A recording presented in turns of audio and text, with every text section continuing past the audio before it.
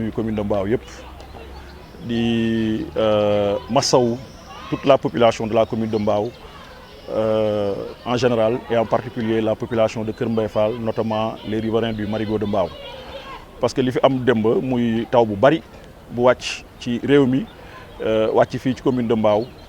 vraiment nekk ndox mu bari moo xamante ni indi na fi mën nañu wax ay njàqare ak tiis ci wàllu population bi. Parce que dañ constaté ni démb marigot bi fees na feesaay boo xamante ne nii xëy na lu ñuy soog a gis la loolu nag li ko waral mooy ndox yu bari yoo xam ni dafay jógee mën naa ne ci commune de Mbao yëpp.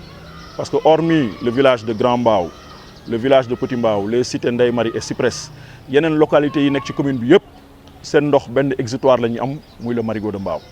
Et aujourd'hui ak ouvrage yi nga xam ne état def na ko ci commune bi mais aussi population yi seen wàllu bopp di organiser wu ñoom it di dafay ouvrage seen i quartier booy xool ñoom ñooy drainer les eaux pluviales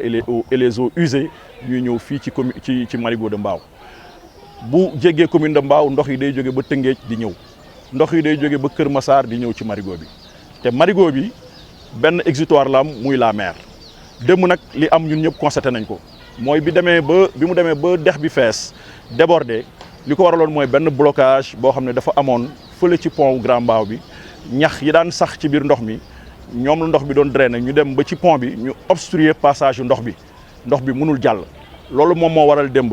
ndox yi daal di tas yenn partie yi génn dugg ci kër yi nga xam ne ñoom ñoo jege marigot bi leneen li génn ñëw ci terrain bii ngeen gis bi ñu taxaw tey di wax. tey nag bi ñu fi ñëwee ñun ñëpp gis nañ ni ndox mi fi nekkoon yëpp wàcc na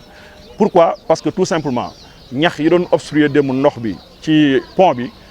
ñu ko dindee la ñu remarqué ni ndox bi commencé na dem naturellement di déverser wu vers la mer. donc loolu nag indi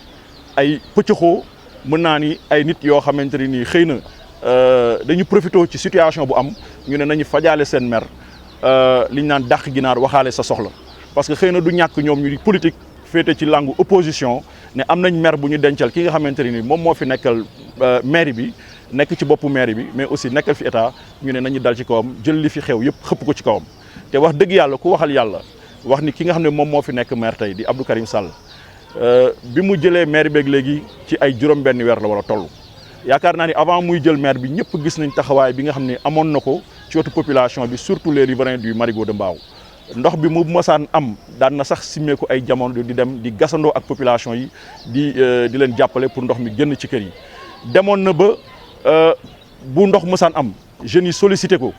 bu mënul génn moom day lamb ci poche am yëkkati ci alalam ñi doon wax démb man jox na ma teg ko seen loxo pour que ñu jël ay nit fay leen ñu dem gas pour ndox mi jàll dem géej. donc kuy def loolu laataa muy nekk maire yaakaar naa ni bu nekkee maire réflexe am bu njëkk mooy taxaw ci population parce que daf leen mës a jàppale avant muy nekk maire donc bu nekkee maire loolu du poser benn problème.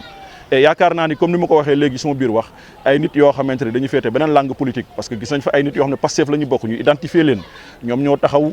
xambu population bi ne dañuy dem bloquer tali bi wane seen mer parce que nee nañ jàpp nañ ni ku génnul rek yaakaar naa ni sa problème du faju alors que li am mënoon nañ ko waxtaanee yaakaar naa bu ñu ko waxtaanee début de solution na am te marigot bi bu ngeen ko seetloo ni commencé woon nañ ko curer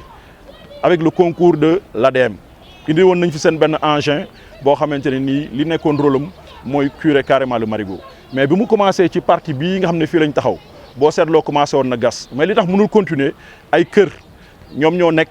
ci diggante bi fii ba géeju Mbao te kër yooyu tey ñi ngi ci biir marigot bi donc engin bi amul benn yoon bu mu jaar du côté gauche amul beneen yoon bu mu jaar du côté droit kon nag kooku bu fekkee ni moom ci côté rek la mën a jaar pour draguer le marigot yaakaar naa ne liggéeyam dafay sooxe te li sooxee liggéey boobu mooy tey marigot bi ñun ñëpp xam nañ ni mu meloon démb ak bërki démb tey boo gisee mu mel nii kër yi dem ba sës ci kaw c'est parce que le marigot a été remblayé par endroit ay nit ñoom ñoo ko sëkk ay nit ñoo ko jël jaay ko ay nit ñooñu xëy na xamuñu woon ñu ñëw jël seen alal jënd tabax dëkk tey ndox bu feesee mu ñëw fekk leen seen biir kër loolu nag ba muy am yaakaar naa ni fekkul Abdou Karim Sall nekk maire de Mbao kon nag amul benn responsabilité boo xam ne mën nañ ko ko imputer en tant que maire parce que su ma déggee nit ñi naan kan moo remblayé kan moo joxe autorisation de construire man damay jàpp ni nit ñi dañuy am mémoire courte wala les gens sont amnésiques mais ñi fi nekkoon doon remblayé di jël di jaay tey bu ñu amee ku ñuy dut baaraam ñooñu la ñu war a dut baaraam kon nag yaakaar naa ni ki fi nekk tey di ut ay pexe parce que gis nañ bi hivernage commencé ba léegi mi ngi mobiliser ay équipe am jox leen ay moto pompe jox leen carburant tas leen ci commune bi dans toutes les localités bu ngeen xoolee di ngeen gis ay équipe yoo xamante ni c'est constitué de jeunes ñor ay moto pompe sol ay gilet wu commune bi di jàppale nit ñi di leen soulager di génne ndox mi. ci wàllu assainissement yaakaar naa ni bi ñu commencé léegi ci juróom-benn weer yi liñ ci dugal ci alal ci wàllu réhabilité ay canaux ci wàllu curage canaux loolu population yi ñoo ko constaté seen bopp boo demee ba Zac Mbao boo demee ba Rudis ñoom ñoo ko waxal seen bopp ne lii ñu ngi koy soog a gis mi ngi soog a am ci commune bi. donc kooku nag di def effort yooyu bi mu faloog léegi matagul at yaakaar naa ni boo bëggee imputer ko loo xamante ni pendant des années mi ngi fi kooku day nduroog naafeq dafay nduroog yaakaar naa ni bañeel dafay nduroog une opposition qui ne dit pas son nom. maintenant li am ba am mooy li am démb ñun ñëpp constaté nañ ko et on le regrette bu ñu sañoon du demee noonu parce que gis nga dëkk waxtaan ci lañ ko mën a defaree mais du xeex du xuloo du xiiroo du ŋaayoo ñun ñii di wax ak yow tey Kër Mbaye Fall la ñu dëkk yaakaar naa ni benn nit bu nekk ci ndox fanaan ci ni bu koy méttee ñun noonu la ñuy méttee wala mu méttee ñun ko raw parce que bu ñu sañoon suñu benn dëkkandoo du loru ci biir ndox suñu benn dëkkandoo du am njàqare ci biir ndox mais nag la situation elle est là on le constate et il faut que ñu jël ay mesures te yaakaar naa ni état bi ci loolu la nekk ci jël ay mesures parce que mënatuñu continuer di constater ay kër nekk ci biir marigot bi saa bu tawee ndox mi ñëw nangu kër yooyu nit ñi génn di wax il faut que à travers le projet bi nga xamante ni mooy le projet d'aménagement du marigot ñu fexe ba ñi nga xam ne dañuy nekk ci wetu marigot bi ñu xool nu ñuy waxtaanee ak ñoom bu leen état mënee indemniser mu indemniser leen ñoom ñu jóg dëkki feneen bu ko defee ñu mën a aménager marigot bi convenablement draguer ko ba mu gën a xóot bu ko defee ndox yu jógee Kër Massar di jógee Tëngéej di jógee ci commune de Mbao mu mën ko contenir mën ko yóbbu géej tranquillement mais situation bi quand même bu ñu ko bàyyee nii amul benn mesure bu ñu ci jël amul benn solution bu am yaakaar naa ni problème bi ça va rester à l'état te li ci état commencé def nag ñun vraiment loolu dal na suñu xel maintenant engin bi mu ñëwee amul fu mu jaar arrêté na liggéey bi mu doon def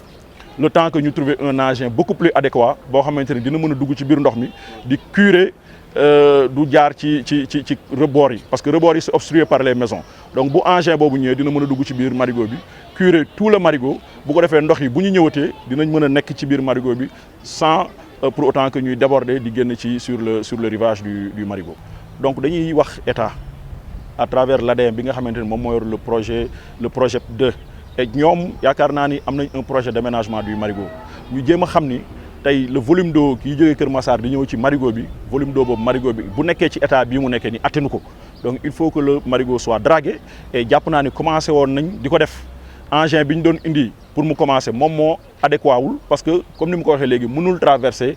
les bordures du marigot dem ba géej gas parce que ay kër ñoom ñoo nekk ci kaw yoon bi